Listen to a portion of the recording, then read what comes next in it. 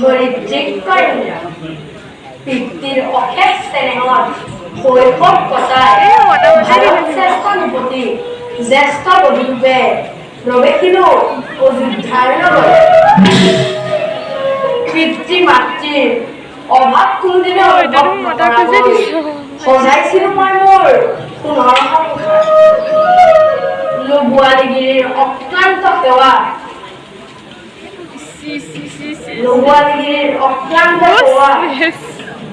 কটাইছো জীৱন ৰাজপ্ৰসাদৰ মাজে বন্য জন্তু কোলাহলৰ মাজত অযোধ্যাৰ ভাবি মহাৰাণীয়ে কটাইছে জীৱন। কি যে মোৰ বিধিৰ বিপদ।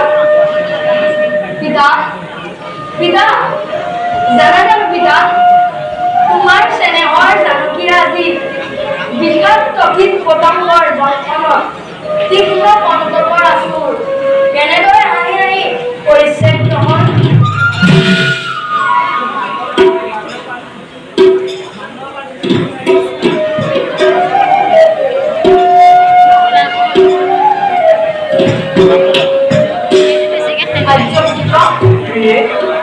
দেখিলো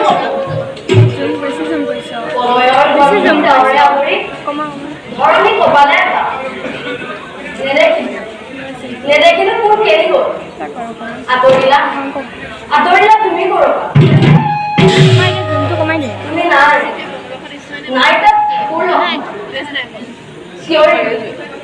চিঞৰিলো মই ৰাম ৰাম বুলি আৰু পালো তেনে সময়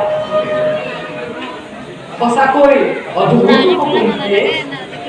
কিন্তু ঘৰত ভংগ কৰি যি ভাৱ অভিযোগে জনসভাত তাৰ সাধ্য আছে কাহিনী তাক ৰামৰ বিজয়ৰ পৰা। থাকোঁতে জীয়াই ঠাকুৰ মন তাৰ খাদ্য কাঢ়িব ৰামৰ জানকী সীতা।